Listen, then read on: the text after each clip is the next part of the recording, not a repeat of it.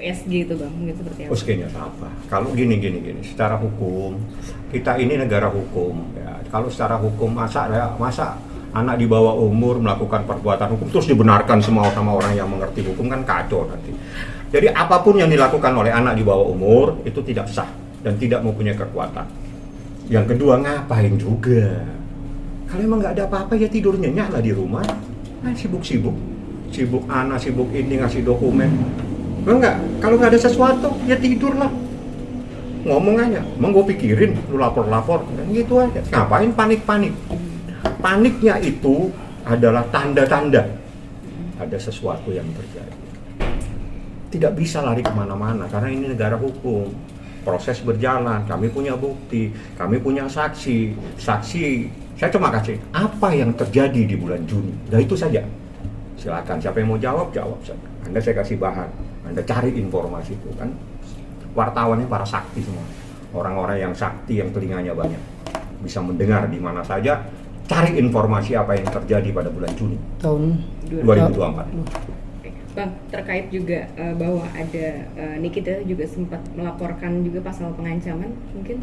Ya itu nantilah. Banyak yang mau saya laporkan, tapi kita fokus kepada persoalan yang paling penting adalah bagaimana kita bisa melindungi Loli. Loli ini adalah korban, secara psikis juga harus kita jaga. Jadi itu fokus nih, kita fokus pada anakmu dulu nih ya. Kita jaga ini anak kecil ini. Anak ini baru 16 mau 17 tahun. Dari kecil saya sama dia. Udah seperti anak saya sendiri. Bang, tapi komunikasi ibu dan anak seperti apa? Udah melebur belum sih Bang? Sepertinya ya, tapi saya kan tidak mungkin terus tanya lu udah telepon kayak nggak etis lah. Ya, itu teknis. Saya kan bilang secara hukum itu haknya nih kita. Teknis saya tidak masuk. Apakah nih kita sama kakaknya, kan deket banget tuh sama kakaknya, atau sama adiknya, itu saya nggak sampai masuk ke dalam, itu termasuk privasinya dia. Tapi yang saya tahu, Loli di bawah pengawasan Nikita Mirzani. Artinya Loli masih di rumah aman itu ya? Di rumahnya Nikita. Sekarang? Iya, di rumahnya Nikita. Apa rumah yang mana? Kan rumahnya Nikita banyak. Apa rumahnya Nikita yang ditempatin adiknya? Apakah rumahnya Nikita yang ditempatin kakaknya? Tapi Loli udah bisa menerima keadaan sekarang, artinya saya belum komunikasi dengan, terakhir aja yang saya komunikasi pada hari itu saya rangkul dia, kenapa nak kamu jadi gini, saya gitu. Nggak boleh kamu, iya jangan kamu panggil seperti itu, nah kau kan kenal aku dari kau masih kecil. Itu mama, iya itu mama saya. Jawabannya itu? Iya, itu mama saya. Dan waktu dia ngomong, kenapa kamu panggil ini, nggak boleh, iya itu mamaku. Asli. Ada penyesalan terlihat. Gini, menghadapi seseorang itu kita tidak boleh. Jadi karena saya itu dekat sejak dia masih kecil. Saya bilang, nak, kenapa kamu seperti ini kalimatnya? Itu ibumu. Iya, itu mamaku. Terus saya rangkul, ya kamu apa yang kamu jelasin. Kalau enggak ya udah kamu santai saja di sini. Nanti mamamu akan taruh kamu ada di mana. Itu urusannya mamamu. Mamamu pasti lindungi kamu. Dan selama ini beredar yang macam-macam seakan-akan tidak ada itu kakaknya sama saya. Loli itu anaknya Nikita Mirzani sampai detik hari ini, jam ini tidak pernah dicoret dari kartu keluarga. Karena kalau dicoret pasti melibatkan saya. Karena saya adalah orang yang ngerti hukum, yang tahu caranya proses mencoret seseorang dari mengeluarkan dari kartu keluarga. Karena itu harus berdasarkan penetapan ataupun berdasarkan dari Dukcapil. Nggak semudah itu. Tapi yang saya dikasihkan kepada saya dokumennya masih kartu keluarga di mana anaknya nih kita yang nomor pertama, namanya Laura. Ada Masih tertera ya? Masih nggak ada yang berubah. Jadi kalau selama ini ada beredar itu mungkin cara mendidik seseorang. Jadi ada orang yang ingin anaknya sekolah, udahlah, loh kalau lu nggak sekolah gue nggak kasih sepeda gitu kan, gitu mungkin. Ada macam-macam lah ya. Itu bagaimana metode seorang ibu, orang tua untuk mendidik anak-anak. Seperti ini juga. Jadi kalau bilang, wah ada yang beredar itu, dia sudah dicoret, nggak ada yang dicoret. Sampai detik hari ini, Loli anak sah dan anaknya Nikita Mirzani Bang. ada di dalam kakak.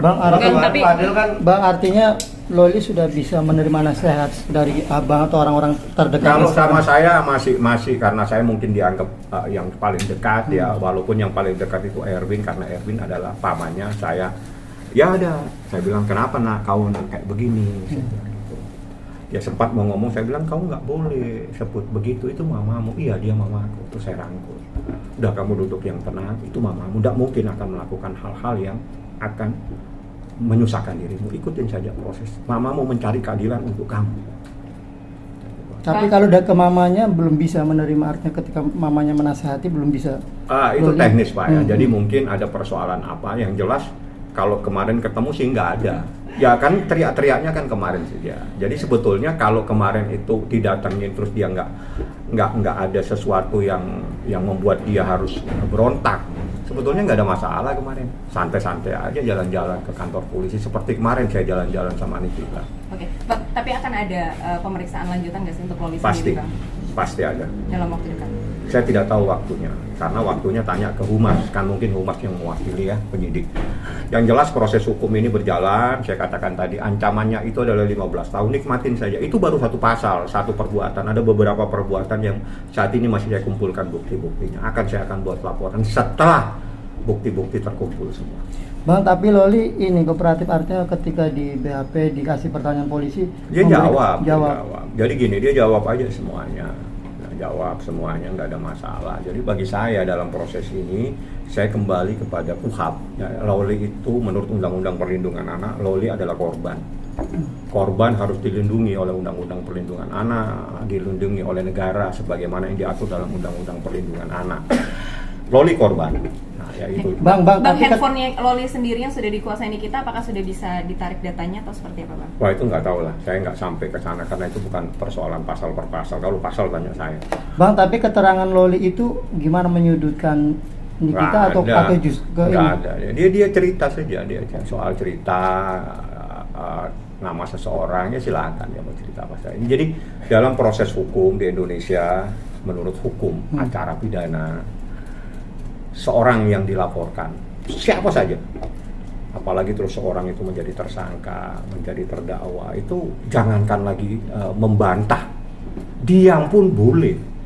Jadi bagi saya apa saja yang akan disampaikan oleh orang yang dilaporkan ya atau menjadi terlapor, mau ngomong apa saja emang gue pikirin, karena saya ngerti hukum. Yang dijadikan bukti itu bukan keterangannya dia, bukan bantah-bantahannya dia. Kita nggak butuh dengan bantahannya dia, karena kita pakai pasal lain, di mana di dalam KUHAP bukti itu adalah keterangan saksi, bukti itu adalah bukti tertulis, pendapat ahli, ada keterangan daripada terlapor. Jadi dia pada sudut yang paling terakhir.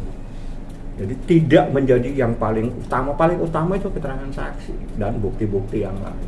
Tapi ada ucapan-ucapannya setelah disampaikan mungkin juga bisa jadi barang bukti tambahan lagi, Bang, di dalam laporan. Apa ucapannya yang disampaikan? Kayak misalkan yang bantahan lah apa segala macam. Enggak, kita nggak pusing dia mau bantah. Kalau perlu tiap hari suruh bantah. Soal yang dia tidak melakukan aborsi itu, abang tanggapan? Lu ngapain? Ngapain dia jelasin gitu? Oke, proses visum Jadi lagi. gini, ada pembuktian terbalik, Pak. Jadi manakala seseorang menyatakan A, berarti itu adalah kebalikan daripada apa. Jadi orang bilang tidak, itu kebalikannya pasti ya. Proses Itu visum- teori, saya nggak tahu teorinya benar atau tidak. Tapi Anda yang bisa nyimpulkan, wartawan kan sakti semua. Bang, proses visum Loli mungkin akan kapan lagi di Dalam waktu dekat ya, sepertinya itu menjadi kewenangannya penyidik, tapi yang jelas dia sehat. Satu, dia tidak ditahan. Jadi tadi Niki juga ngomong, jangan nanti ribut-ribut nih, tahan, tidak. Dia dalam keadaan sehat, tidak ditahan, dia di bawah perlindungannya Nikita Mirzani. Teknisnya itu haknya Nikita, saya nggak boleh sampaikan. Teknis itu misalnya begini, ini anak saya, anaknya Nikita Mirzani ya. Oke, itu hak saya.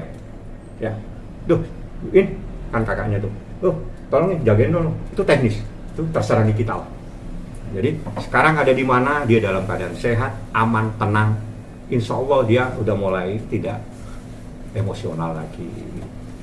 Bukan di UPT itu Bang yang dari Apa itu? Di mana saya baru Rumah dengar? aman ini? UPT. UPT Mana Bang saya yang dari UPT pihak tiga. Ada, saya tahunya PTSP yang di pengadilan itu untuk melakukan. Nah, UPT 3A, Bang, dari Bertanya aja ke penyidik, karena yang begitu jadi gini.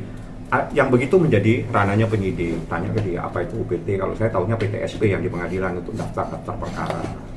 Sama SPKT kalau kita lapor polisi. Nah, itu saya ngerti. Nah, walaupun saya tahu saya tidak bisa menjelaskan karena saya tahu persis bagaimana Undang-Undang Perlindungan Anak. Sehingga saya tidak boleh menyampaikan hal-hal yang memang tidak perlu saya sampaikan. Oke. Selanjutnya lagi mungkin akan seperti apa nih Bang prosesnya? Kita ikuti prosesnya, dalam waktu dekat ada kejutan. Bang Fahmi sedikit dong, tadi kan Bang Fahmi bilang satu pasal aja terlapor itu 15 tahun ya? Iya, itu undang-undang Kira-kira ada berapa perlindungan pasal anak. sih yang akan dilaporkan untuk Ada, nanti kita lagi kumpulin dokumen yang Anda mungkin banyak tahu nih ada. Tolong saya dibantu dong kalau Anda punya. Anda kan biasanya lebih banyak tahu dong. Kirim ke saya ada dokumen. Jadi dalam bentuk video yang kita cari sekarang. Coba ada kirim ke saya dong. Ada, Anda tahu dah itu apa yang kita cari.